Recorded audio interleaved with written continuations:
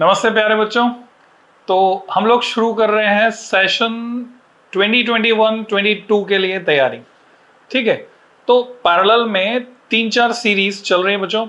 एक आपको पता है लेटेस्ट मैंने स्वतंत्र के नाम से शुरू की है और उसमें एक वीक में, एक सप्ताह में 2 वीडियो लगभग 5 से 7 मिनट इस ड्यूरेशन के मैं निकालूंगा, जो बिल्कुल जनरल होगा। जनरल जो physics day to day life में हमारे काम आ रही है उस पर बेस्ड होगा।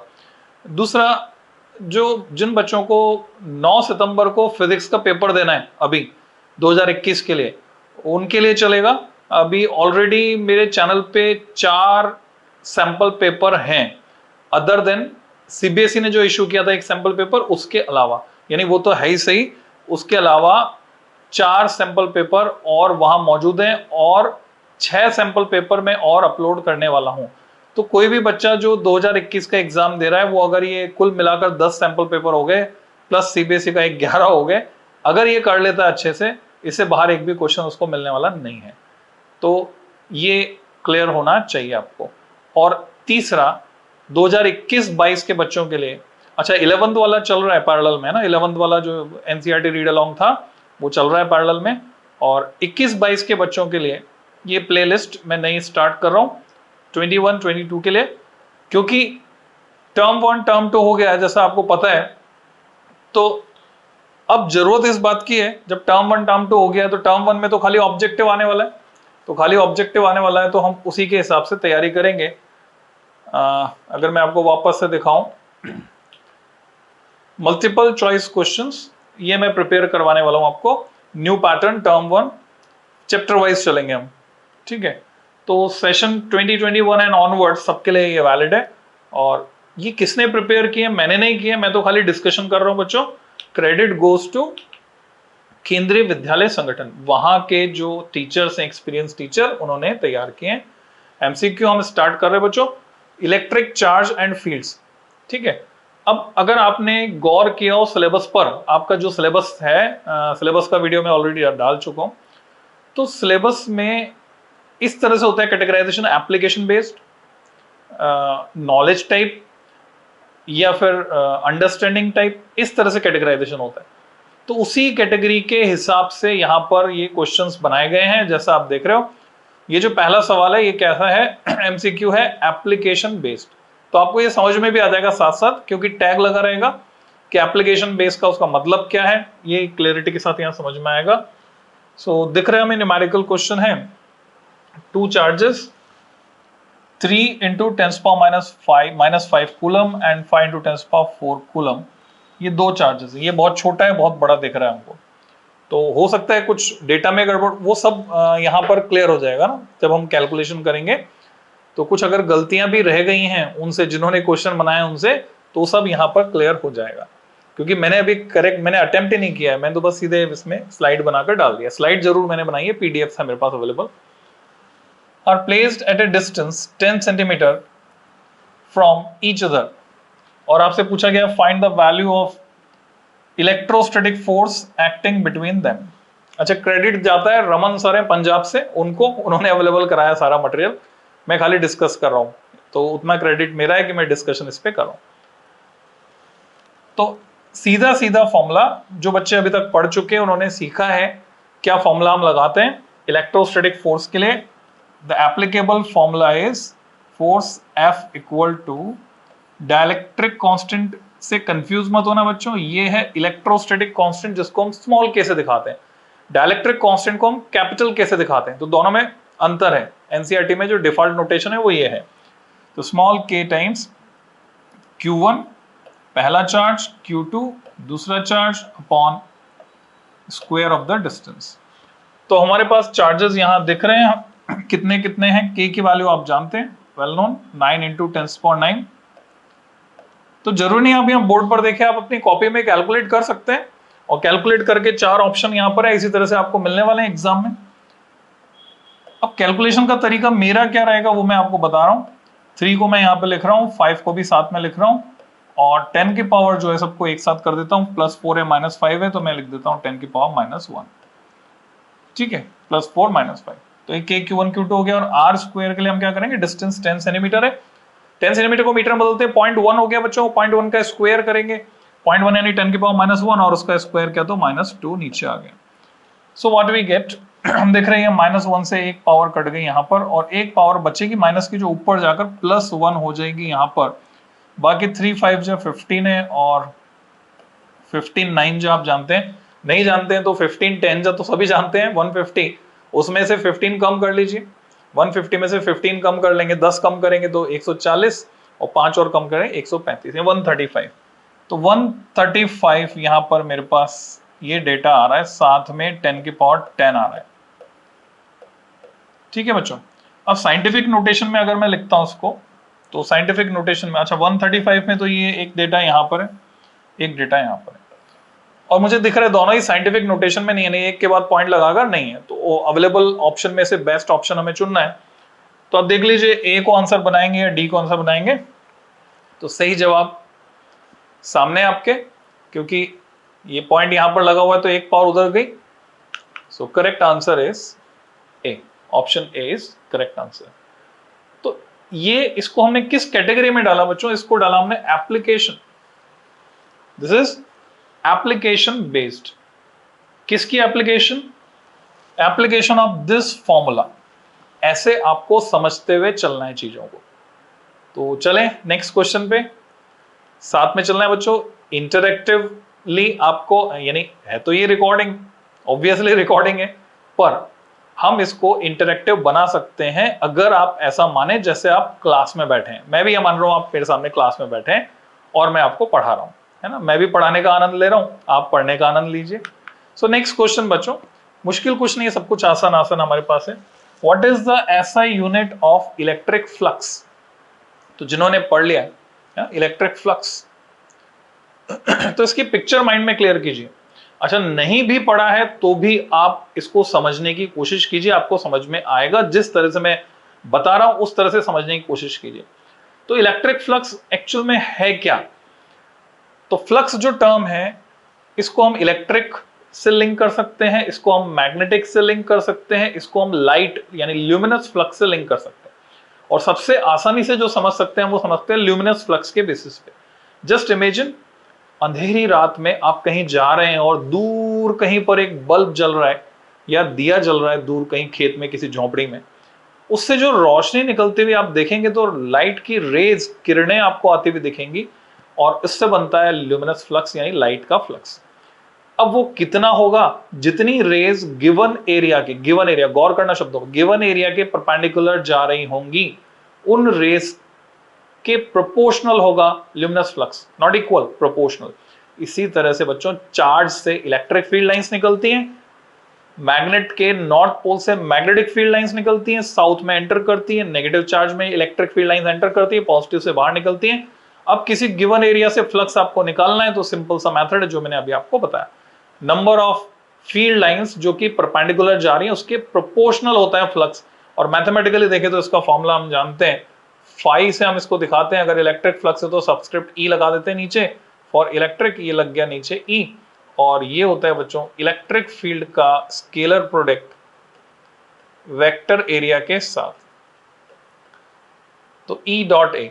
अब ऐसा नहीं है कि खाली आपका ऑब्जेक्टिव क्वेश्चन ही तैयार हो रहा है, आपकी पूरी फिजिक्स तैयार हो रही है। ऐसा नहीं कि खाली आपकी इसके लिए बोर्ड के लिए तैयार हो रही है, कंपटीशन के लिए भी तैयार हो रही है। ये आपके सारे कंसेप्ट रिवाइज हो रहे हैं, तो ये आपको समझना है इस बात को।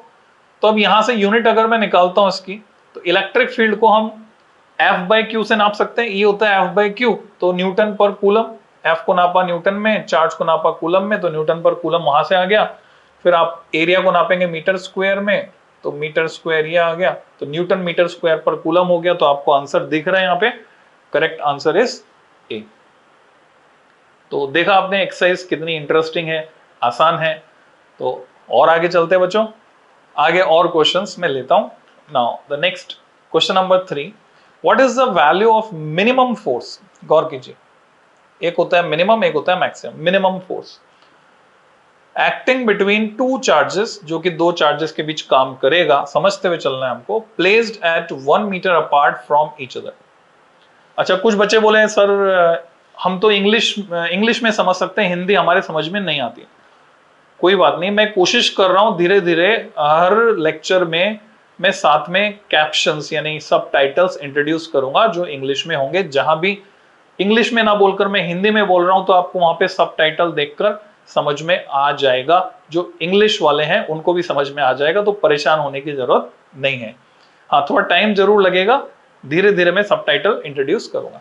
So what is the value of minimum force acting between two charges placed at 1 meter apart from each other? तो कुछ बच्चों ने तो कैलकुलेट कर लिया होगा, उनके पास सही जवाब है। और बहुत ही आसान ओरली हम ये कर सकते हैं। मिनिमम फोर्स कब होगा? दूरी 1 मीटर है। अब वो दो चार्जेस जो हैं बच्चों वो भी मिनिमम होने चाहिए, तभी फोर्स मिनिमम होगा। तो मिनिमम चार्ज कितना होता है? मिलिकन ने ऑयल ड्रॉप एक्सपेरिमेंट से पता लगाया था, एक इलेक्ट्रॉन का चार्ज यानी E, तो दोनों पर चार्ज हुआ E, तो फोर्स हुआ ke square by r square, और r को मिनिमम हम कितना रख रहे हैं? 1 मीटर ले रहे हैं, r को मिनिमम नहीं ले, r दिया हुआ है हम 1 metre. So the correct answer यहां हमें दिख रहा है। So correct answer is again A। लगातार तीनों क्वेश्चन में A बन गया है, कोइंसिडेंस है। तो नेक्स्ट क्वेश्चन पे चलें। फिर भी किसी को अगर कोई बात समझ में नहीं आ रही है तो आपका कमेंट बॉक्स में जाएं, वहां कमेंट कीजिए, है ना, मैं जवाब दूंगा। और किसी को और सपोर्ट की जरूरत है तो मैं फोन नंबर प्रोवाइड करूंगा, है ना। बस पढ़ने की इच्छा आपके अंदर होनी चाहिए। पढ़ने की इच्छा आपके अंदर है तो ये सब कुछ content free of cost available है इस चैनल पर, और कोई विज्ञापन भी नहीं चलने वाले इस चैनल पर, because it is not monetised. और इसके लिए आप धन्यवाद दे सकते हैं हमारे ब्रजेश माहेश्वरी सर को। और ब्रजेश माहेश्वरी सर का जो है एट प्रेजेंट बहुत मोटिवेशनल सेशंस चल रहे हैं, और आप उनको अटेंड कीजिए। उसमें देखिए आपको कितना जबरदस्त मोटिवेशन मिलता है हर सेशन में, और सर से कितना सीखने को मिलता है। So let's move to next question. Question number 4, a glass rod acquires charge by rubbing it with silk cloth. जैसे कि हमको पता है already, the charge on glass rod is due to, तो चार्ज आया किस वजह से? ग्लास रॉड पर ये चार्ज किस वजह से आया? बेसिक कॉज क्या है? तो आपको पता होना चाहिए चार्ज के एग्जिस्टेंस में, चार्ज को एग्जिस्टेंस में लाने के हमारे पास अलग अलग मेथड्स हैं। वो कौन कौन से मेथड्स हैं? Friction, conduction, induction. और ये तो 3 लिखे हुए हैं बुक में, वो हैं, पर इनके अलावा एक और मेथड है छुपा हुआ, आयनाइजेशन। आयनाइजेशन की वजह से भी चार्ज एग्जिस्टेंस में आता है, अस्तित्व में आता है। तो यहां कौन सा बेस्ट सूट कर रहा है? हमें पता है रबिंग है, रबिंग है means correct option is again A, means friction. तो बात पकड़ में आ रही है। अब यही कंसेप्ट, यही क्वेश्चंस हैं जो बार बार रिपीट होते हैं। तो आप बोलो कि भाई तैयारी कैसे? तो ये तैयारी हो रही है आपकी। अगर आपने ये क्वेश्चंस समझ लिए, तैयार कर लिए, साथ ही साथ मैं सब्जेक्ट की डिटेल भी बताता जा रहा हूं, इसकी थ्योरी बताता जा रहा हूं, तो आपके कंसेप्ट्स तैयार होते जाएंगे। नेक्स्ट क्वेश्चन पे चलते हैं बच्चों। Question number 5, integration of E dot ds is 0। ये E है इलेक्ट्रिक फील्ड। अब यहाँ कुछ मिस्टेक है तो मैं उसको सही कर देता हूं। जैसे E के ऊपर वेक्टर होना चाहिए, ds के ऊपर, s के ऊपर वेक्टर होना चाहिए। थोड़ा स्लाइड हो गया, कोई बात नहीं। तो E डॉट ds वो 0 है, इसका dot product integration of E dot ds is 0 inside a surface. What does it mean? तो इसको लिंक करो, आपको फॉर्मूला पता हो, नेगेटिव ऑफ इंटीग्रल, ये फॉर्मूला आप इससे फैमिलियर होंगे। V इलेक्ट्रिक पोटेंशियल कितना होता है? स्केलर क्वांटिटी, स्केलर क्वांटिटी नहीं, स्केलर प्रोडक्ट के बराबर, है ना। मेरे शब्दों पे गौर करना, हर एक शब्द को ध्यान से सुनना। हर एक शब्द जो है, हर एक वर्ड जो मैं कह रहा हूं उसमें क्वेश्चन से रिलेटेड डिटेल है, और उस पर कई नए क्वेश्चंस बन सकते हैं। तो समझते हो चलो। पोटेंशियल है स्केलर क्वांटिटी, और ये किसके बराबर होता है? ये होता है नेगेटिव ऑफ पाथ इंटीग्रल, इसलिए हमने ये लगाया E डॉट ds या dl, ऐसा हम कह सकते हैं। तो इसके बराबर होता है। तो ये कह रहे हैं, इससे इनडायरेक्टली कह रहे हैं कि पोटेंशियल 0 है। नेगेटिव साइन जो है वो डायरेक्शन को बता रहा है, ऐसा तो मैं नहीं कहूंगा। हाँ, ये इलेक्ट्रिक फील्ड में डायरेक्शन है, डिस्टेंस में डायरेक्शन है, दोनों के डॉट प्रोडक्ट में डायरेक्शन नहीं है। तो नेगेटिव साइन का यहाँ सिग्निफिकेंस नहीं है क्योंकि 0 हो रहा है, वो इनसाइड ए सरफेस। इसका क्या मतलब है? अब यहां एक कंफ्यूजन ये हो सकता है, जैसे मैंने जिस हिसाब से समझाया, मैंने s को क्या मान लिया? डिस्टेंस मान लिया, l मान लिया उसको, s को मैंने l मान लिया।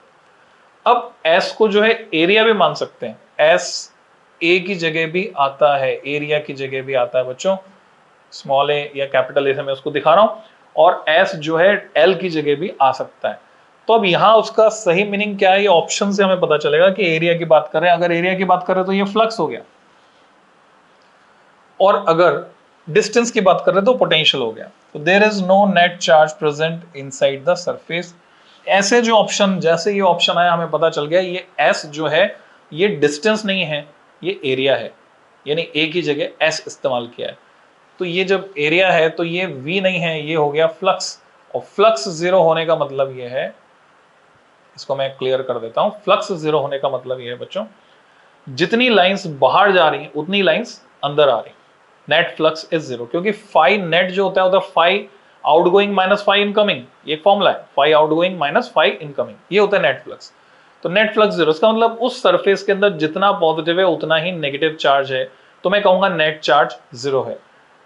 अब यहां लिखा है uniform electric field inside the surface, uniform है, इसका कोई मतलब नहीं बनता। हम क्या कर रहे हैं, ऑप्शन एलिमिनेशन थ्योरी यूज कर रहे हैं। बीएम सर ने, यानी ब्रिजेश माहेश्वरी सर ने अपने लेक्चर्स में ऑप्शन एलिमिनेशन थ्योरी को समझाया है, आप यूट्यूब पर जाकर देख सकते हैं, एलन के यूट्यूब चैनल पर अवेलेबल हैं वो सारे लेक्चर्स। यूनिफॉर्म इलेक्ट्रिक फील्ड हो गया, discontinuous field lines inside the surface, एक दूसरे में ये कॉन्ट्राडिक्ट कर रहे statement. Charge present inside the surface, charge होता तो ये फ्लक्स जीरो कैसे होता, तो अब ऊपर वाला ये एक ही ऑप्शन बचा। अब क्योंकि नेट वर्ड लिखा हुआ है तो हमें कोई आपत्ति नहीं है इसको सही करने में। अगर मैं यहां से इस नेट शब्द को हटा दूं तो ये ऑप्शन भी गलत हो जाएगा, ये परफेक्टली ट्रू नहीं होगा, क्योंकि जितना पॉजिटिव उतना नेगेटिव उस सरफेस के अंदर हो सकता है, इनसाइड दैट सरफेस, तब ये फ्लक्स जीरो होगा। तो आप समझ गए होंगे मैं क्या कहना चाह रहा हूं। तो नेट वर्ड की बहुत इंपॉर्टेंस है यहां पर, net charge present is zero. तो correct option is again A.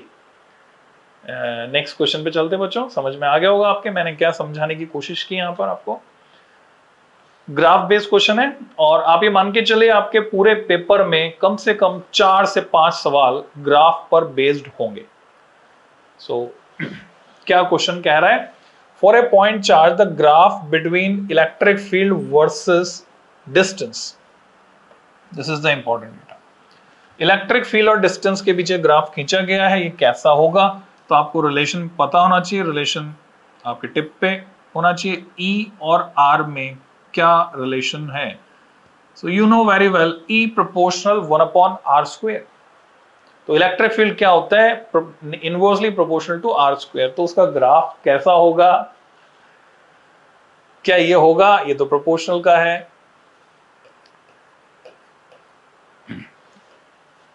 So correct option is B. Rectangular hyperbola तो नहीं है विद ग्रेटर स्लोप, यहां बना हुआ रेक्टेंगुलर हाइपरबोला है, पर परफेक्टली अगर मैं इसको ड्रॉ करूं it will look like this, inversely proportional to r²। हम चाहें तो यहां लिख भी सकते हैं ई प्रोपोर्शनल 1/r²। नेक्स्ट क्वेश्चन पे चलते हैं बच्चों। What will be the value of electric field at the centre, centre पर किसके, इलेक्ट्रिक डाइपोल के, इलेक्ट्रिक डाइपोल के सेंटर पर इलेक्ट्रिक फील्ड की वैल्यू क्या होगी, यह हमें पता करना है। तो जस्ट इमेजिन डाइपोल मतलब जिसमें दो पोल हो, दो पोल यानी एक प्लस क्यू एक minus Q, and separated by very small distance. Actual में आपके दिमाग में एग्जांपल आ जाना चाहिए HCl मॉलिक्यूल का, hydrogen positive chlorine negative, HCl का मॉलिक्यूल, एक पॉजिटिव एक नेगेटिव। तो इसका जो सेंटर है यहां पर पूछ रहे हैं इलेक्ट्रिक फील्ड, पोटेंशियल पूछा होता तो हम बोलते जीरो सीधे। इलेक्ट्रिक फील्ड जब यहां पूछ रहे हैं, यहां मैं इमेजिन करूंगा टेस्ट चार्ज रखा है +1, इस +1 को ये प्लस क्यू रिपेल करेगा अलोंग दिस डायरेक्शन, और माइनस क्यू अट्रैक्ट करेगा अलोंग सेम डायरेक्शन। तो दोनों इलेक्ट्रिक फील्ड ऐड हो गए बच्चों, तो एक की वजह से जितना होता उसका डबल हो गया। तो जवाब आपको दिख रहे हैं यहां पे। So what should be the correct option, पहला ऑप्शन जीरो नहीं है, या हम सीधे करेक्ट ऑप्शन पर पहुंचे, twice the electric field due to one charge at centre. So correct answer is C. Next question पे चलते हैं। क्वेश्चन नंबर 9 आपके सामने यहां पर है, charge on a conducting metal sphere present at. किसी भी कंडक्टर को जितना भी चार्ज दिया जाता है, ये चार्ज की प्रॉपर्टी में आप पढ़ते हैं, वो सारा का सारा चार्ज उसकी आउटर सरफेस पर यूनिफॉर्मली डिस्ट्रीब्यूट हो जाता है, जबकि इंसुलेटर को जो चार्ज देते हैं वो वहीं रहता है जहां देते हैं। जैसे बैलून लेकर, बैलून रबर से बनाया, बैलून फूला हुआ बैलून, एक गुब्बारा, तो उसको आप रगड़ रहे हैं बालों से, तो जहां से रगड़ा है बैलून की स्किन को यानी रबर को, चार्ज सिर्फ वहीं वहीं आता है। दूसरी साइड से घुमा के दीवार पे चिपकाएंगे, नहीं चिपकेगा, जिधर से रगड़ा है वहीं से चिपकेगा। तो इंसुलेटर पे चार्ज लोकली आता है तो जाएगा भी लोकली, खाली हाथ आए खाली हाथ जाएंगे। और कंडक्टर पे चार्ज यूनिफॉर्मली डिस्ट्रीब्यूट हो जाता है, तो अगर कंडक्टर को कनेक्ट करेंगे किसी और बॉडी से तो चार्ज जाएगा यूनिफॉर्मली, है ना। ये कंसेप्ट्स हैं क्वेश्चन से जो हम सीखते हैं, क्वेश्चन से थ्योरी जो सीखते हैं रिवर्स। तो charge on a conducting metal sphere present, आपको पता है कहां होता है। Correct option is a, on the surface of sphere. अंदर नहीं होता है, अंदर होता तो इलेक्ट्रिक फील्ड अंदर जीरो नहीं हो पाता फिर। Next question, the value of electric field inside a conducting sphere having radius r and charge q will be. तो इसका जवाब तो हम डिस्कस कर चुके हैं। तो करेक्ट ऑप्शन इज बच्चों, क्योंकि कंडक्टिंग स्फीयर है, कंडक्टिंग स्फीयर के अंदर इलेक्ट्रिक फील्ड नहीं होता और इसी पर बेस्ड है इलेक्ट्रोस्टैटिक शील्डिंग। जब बिजली गिर रही है, बादल गरज रहे हैं, बिजली चमक रही है, तो आप कहां पर सेफ हैं, inside a conducting hollow conductor या inside a conducting body. Car के अंदर, ट्रेन के अंदर, बस जीप के अंदर आप सेफ हैं। बिजली गिर भी जाएगी तो वो एक इक्वी पोटेंशियल सरफेस का काम करेगी। अगर आपने हाथ बाहर नहीं निकाला हुआ है देन यू आर सेफ। इसको डिस्कस करेंगे हम डिटेल में। वैसे मेरे लेक्चर्स ऑलरेडी हैं, डिफरेंट प्लेलिस्ट अगर आप एक्सप्लोर करते हैं, आप चैनल पे जाइए, चैनल पे डिफरेंट प्लेलिस्ट डिफरेंट चैप्टर के हिसाब से बनी हुई है और पूरी फिजिक्स वहां पे अवेलेबल। और इसके लिए आपको थैंक यू करना है, तो किसको थैंक यू करना है, हमारे director sir Brijesh Maheshwari sir को थैंक यू करना है, क्योंकि ये उन्हीं की प्रेरणा से चल पाया है चैनल और चल रहा है। ठीक है, ये सारी हेल्प बच्चों के लिए किनकी तरफ से, एलन के सौजन्य से, ब्रिजेश माहेश्वरी सर की तरफ से। तो जो भी आप थैंक्स देना चाहते हैं मेरे सारे एफर्ट्स का, वो थैंक्स किनको जाता है, हमारे सर को। Okay, next, which physical quantity has unit Newton per coulomb. किसकी यूनिट है, न्यूटन पर कूलम। तो न्यूटन आप जानते हैं फोर्स, और कूलम किसकी यूनिट है, चार्ज की, तो newton per coulomb. E equal to F by Q. जैसे ही आपके दिमाग में ये फॉर्मूला आया, आपको इसका आंसर मिल गया। नेक्स्ट क्वेश्चन पे चलते हैं बच्चों। नेक्स्ट क्वेश्चन है, इन the process of charging the mass of the negatively charge body, उसका क्या होता है। ये कंसेप्ट है और इससे बहुत से क्वेश्चन सॉल्व होते हैं। मेरे पास दो आइडेंटिकल बॉल्स हैं, मैंने उनको आपस में रगड़ा, both the balls gate charge obviously because of friction. एक पर पॉजिटिव आएगा, एक पर नेगेटिव, एक इलेक्ट्रॉन लूज करेगी, एक इलेक्ट्रॉन गेन करेगी, तो एक पर पॉजिटिव एक पर नेगेटिव। अब सवाल ये उठता है कौन सी बॉल भारी कौन सी बॉल हल्की हो जाएगी आफ्टर चार्जिंग। तो इसमें जो मिसकंसेप्ट, बच्चे कई बार सोच लेते हैं कि अब प्रोटॉन भारी है, पॉजिटिव चार्ज मतलब प्रोटॉन का एक्सेस हो जाना, और नेगेटिव चार्ज मतलब इलेक्ट्रॉन का एक्सेस हो जाना। इलेक्ट्रॉन का मास तो प्रोटॉन के मास का 1/1840 टाइम्स है, तो नेगेटिवली चार्ज हल्का होता होगा। दिस इज मिसकंसेप्ट, ऐसा नहीं है बच्चों। चार्ज जब भी आ रहा है या जा रहा है तो उसमें न्यूक्लियस ब्रेक नहीं हो रहा है, समझ लो इस बात को। न्यूक्लियस इंटैक्ट है, एटम में से सिर्फ इलेक्ट्रॉन के मूवमेंट की वजह से कोई बॉडी चार्ज होती है, चाहे वो नेगेटिवली चार्ज हो रही हो चाहे पॉजिटिवली। यानी इलेक्ट्रॉन अगर चले गए एटम में से तो एटम हो गया पॉजिटिवली चार्ज, और इलेक्ट्रॉन अगर आ गए तो एटम हो गया नेगेटिवली चार्ज। तो हमेशा नेगेटिव आयन, क्योंकि उसने इलेक्ट्रॉन लिए हैं, लेने वाला हमेशा भारी होता है बच्चों, और देने वाला, त्याग करने वाला हमेशा हल्का हो जाता है, क्योंकि उसने दे दिया है। और इसको आप प्रैक्टिकली महसूस कीजिए, लाइफ से जोड़िए फिजिक्स को, क्योंकि चैनल का नाम ही है physics in life and live. So life से जैसे जोड़ते हैं आप, किसी को कुछ देकर देखिए कितना हल्कापन अंदर आ जाएगा, और किसी से हम कुछ ले लेते हैं तो फिर हम उसके एहसानों तले दब जाते हैं, यानी हम भारीपन हमारा बढ़ जाता है। तो जो इलेक्ट्रॉन ले लेगा नेगेटिवली चार्ज हो जाएगा, वो भारी हो जाएगा, और जो दे देगा वो हल्का हो जाएगा। So in the process of charging mass of the negatively charge body, सही जवाब आपके सामने है, इंक्रीजेस, बढ़ जाएगा, और पॉजिटिवली चार्ज बॉडी डिक्रीजेस, घट जाएगा। Question number 13, charge on a body is integral multiple of plus minus E. ये हमने पढ़ा है ना, चार्ज की बेसिक प्रॉपर्टीज में एडिटिविटी, कंजर्वेशन, क्वांटाइजेशन, ये थ्योरी में जाएंगे तो वहां आपने सीखा। It is given by the law of, clear cut है, quantization. Answer is D, quantization of charge, जिसके हिसाब से क्या होता है, Q इक्वल टू NE होता है। नेक्स्ट क्वेश्चन पे चलते हैं बच्चों। 4 charges 8Q -3Q +5Q and -10Q, 2 negative है 2 positive, are kept inside a close surface. एक बंद सतह के भीतर हमने इन 4 चार्जेस को रख दिया। What will be the outgoing flux through the surface, कितना फ्लक्स बाहर जाएगा। तो गॉस ने लिंक किया था, ठीक है, गॉस थ्योरम से ये लिंक होता है फाई इक्वल टू, ये फॉर्मूला आपके दिमाग में आना चाहिए, सिग्मा Q अपॉन एप्सिलॉन 0। और इसका लाइफ के साथ लिंक क्या है फिजिक्स का, किसी कमरे में अगरबत्तियां जल रही हैं, अगरबत्तियां जल रही हैं, सुनते ही वो गाना याद आता है, अगरबत्तियां खाक हो गई गॉड तो फिर भी दिखा नहीं है, मिला नहीं, 3 इडियट का गाना याद आता था। ओके, तो अगरबत्तियां कितनी जल रही है उससे कितना धुआं निकलेगा वो लिंक कर सकते हैं हम। ज्यादा अगरबत्तियां जल रही है ज्यादा धुआं निकलेगा, कम अगरबत्तियां जल रही कम धुआं निकलेगा। तो किसी बॉडी के अंदर कितना चार्ज एनक्लोज्ड है, जितना ज्यादा चार्ज होगा उतना ज्यादा फ्लक्स निकलेगा। पॉजिटिव चार्ज की वजह से बाहर निकलेगा, नेगेटिव अंदर आएगा।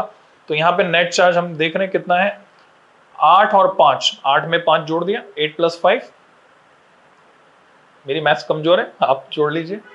सो 8 + 5 इज 13, -3, 10 बचा, और उसमें -10 यानी क्या बचा, 0 अंडा। तो आंसर दिख रहा है आपको, या पहले ही दिख गया आंसर तो आपको बी 0।